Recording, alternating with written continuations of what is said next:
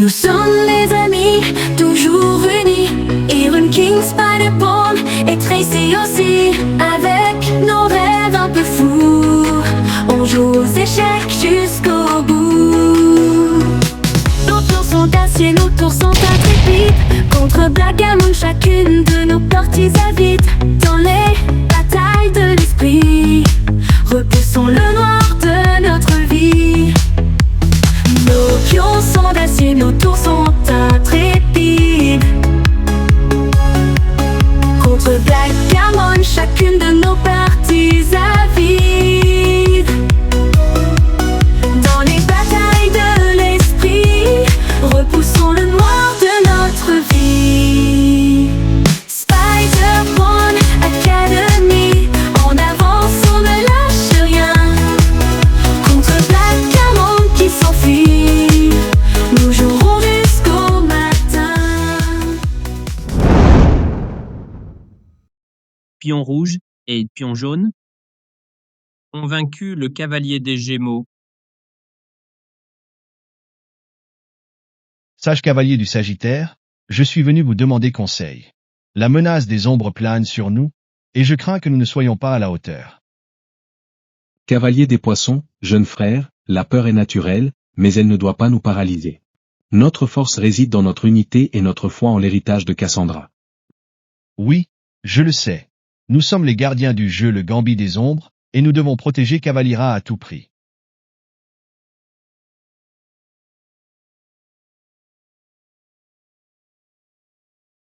Tu connais l'histoire, cavalier des Poissons, mais en connais-tu tous les secrets?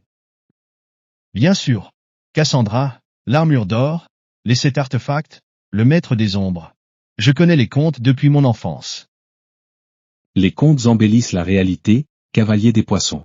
Ils simplifient les choses pour les jeunes esprits. Mais la vérité est souvent plus complexe et plus sombre. Que voulez-vous dire? L'histoire d'Azur et Igni, par exemple. On raconte qu'ils se sont affrontés par devoir, mais la vérité est qu'ils ont été manipulés par le maître des ombres. Il a joué sur leurs peurs et leurs doutes pour les monter l'un contre l'autre. Dans le royaume de Cavalira, où les montagnes enneigées défiaient les volcans en éruption, vivaient 2 êtres d'exception. Azur, le chevalier à l'armure constellée d'étoiles, maître de la glace, et Igni, la chevaleresse aux cheveux flamboyants, maîtresse du feu. Leur amour était un équilibre parfait, la douceur de la neige et la passion des flammes. Mais leur bonheur fut éphémère. Le maître des ombres, une entité maléfique tapie dans les profondeurs de Cavalira, jalousait leur amour. Il projeta un voile de ténèbres sur leur cœur, leur montrant des visions cauchemardesques de leur amour, transformant Cavalira en un champ de bataille désolé. Azur et Igni, le cœur brisé, décidèrent de se séparer, croyant agir pour le bien de leur royaume.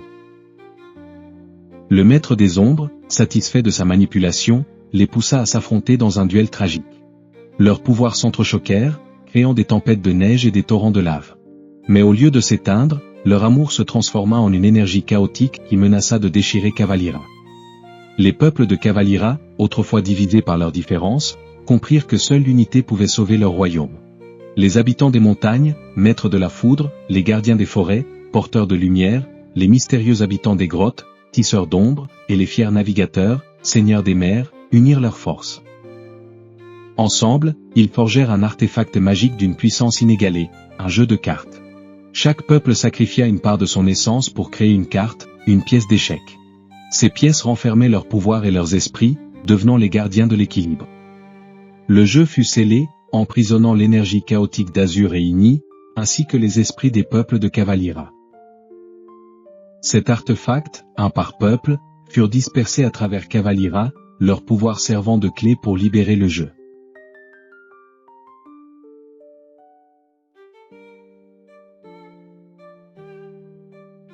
Des siècles passèrent. Cavalira fut transporté sur la planète des cavaliers, un monde où les constellations dessinaient des formes de pièces d'échecs. La légende du jeu de cartes se transforma en un conte pour enfants. Mais les ombres n'abandonnèrent jamais leur soif de pouvoir.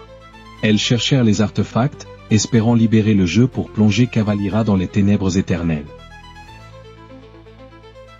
Une jeune guerrière, Cassandra, descendante d'une lignée de héros, découvrit la légende. Son armure d'or, forgée par les dieux, brillait d'une aura particulière, signe de son destin.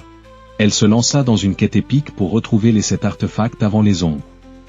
Son voyage la mena à travers des forêts enchantées, où les arbres murmuraient des secrets, des montagnes escarpées, où les esprits des anciens gardaient les passages, et des cités oubliées, où les ruines renfermaient des pièges mortels. Elle affronta des créatures obscures, des loups-garous affamés aux golems de pierre, et les agents corrompus des ombres, des chevaliers noirs aux sorcières maléfiques. Mais Cassandra ne recula jamais. Sa détermination était alimentée par l'espoir de sauver Cavalira et de rendre leur liberté aux peuples emprisonnés dans le jeu. Un par un, elle retrouva les artefacts.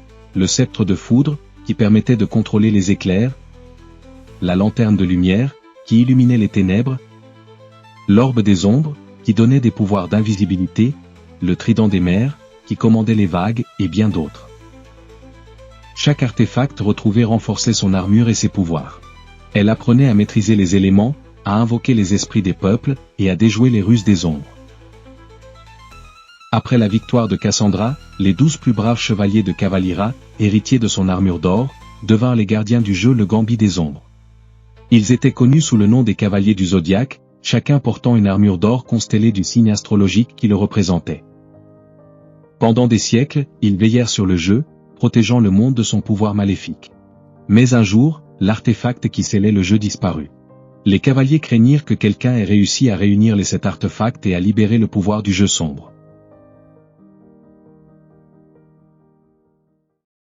Je ne connaissais pas l'histoire complète de Cavalira. Il y a aussi le sacrifice des peuples. On dit qu'ils ont volontairement offert leur essence pour créer les cartes, mais en réalité, ils ont été contraints de le faire. Le maître des ombres les a piégés, les forçant à se sacrifier pour sauver Cavalira. C'est horrible. Nous devons agir vite pour retrouver l'artefact disparu et empêcher le maître des ombres de revenir. Nous ne le laisserons pas faire. Nous sommes les cavaliers du zodiaque, et nous protégerons Cavalira jusqu'à notre dernier souffle. Mais comment l'artefact a-t-il pu disparaître? C'est impossible. Il était protégé par un sceau magique et la garde constante des 12 cavaliers du zodiaque. À moins que ce ne soit quelqu'un de nous.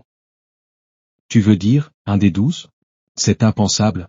Nous avons tous juré de protéger Cavalira. De plus, le cavalier du cancer nous a juré que c'était les pions de la Spider-Pawn Academy qui avaient volé notre relique sacrée, l'artefact qui empêche le jeu des ombres de libérer son pouvoir. Comment peux-tu imaginer une seule seconde que l'un de nous soit un traître?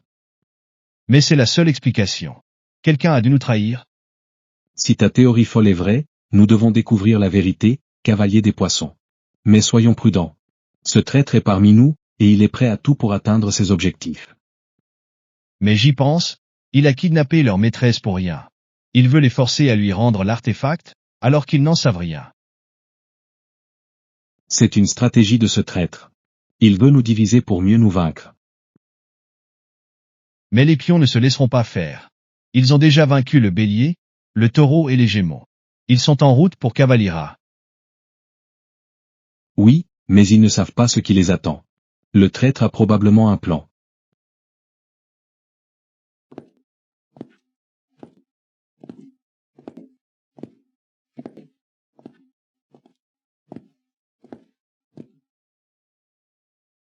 Vous avez raison, mes chers frères. Les pions sont une menace. Mais j'ai trouvé un moyen de les arrêter. Tu vas les affronter? Et tu penses bien sûr pouvoir les mater? Pas exactement. Je vais libérer le jeu des ombres. Quoi? Tu es fou. Tu sais ce que cela signifie. Personne ne peut contrôler le pouvoir du Gambit des ombres. C'est le seul moyen de les vaincre. Ils ne pourront pas nous battre dans un match de Gambit des ombres.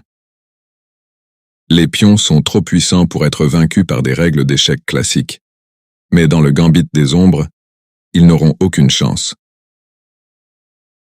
J'ai réussi à réunir les 7 artefacts. Je libère leur puissance infinie. Maintenant, mes fidèles serviteurs, préparez-vous à affronter les pions. Nous allons leur montrer la puissance du Gambit des ombres. Bravo les garçons, j'ai entendu dire que vous avez réussi à vaincre le cavalier des Gémeaux, c'est formidable. Je suis fier de vous. Oui, nous avons formé une équipe soudée, mais nous nous réjouirons plus tard, il nous faut nous dépêcher. Rendons-nous au plus vite à la 4e forteresse, celle du cavalier du cancer. Selon les coordonnées fournies par l'ordinateur de Tracy, la forteresse du Cavalier du Cancer devrait se trouver quelque part dans cette immense forêt. Posons-nous, elle doit être juste en dessous. C'est ça la forteresse du Cancer? Elle n'a pas l'air très accueillante.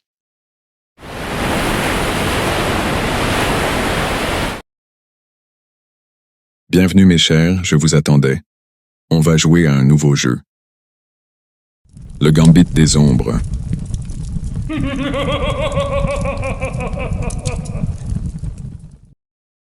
À suivre. Nous sommes les amis, toujours unis. Iron King, Spider-Pawn et Tracy aussi. Avec nos rêves un peu fous, on joue aux échecs jusqu'au bout. Nos tours sont d'acier, nos tours sont intrépides.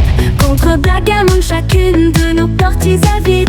Dans les batailles de l'esprit, repoussons le noir de notre vie.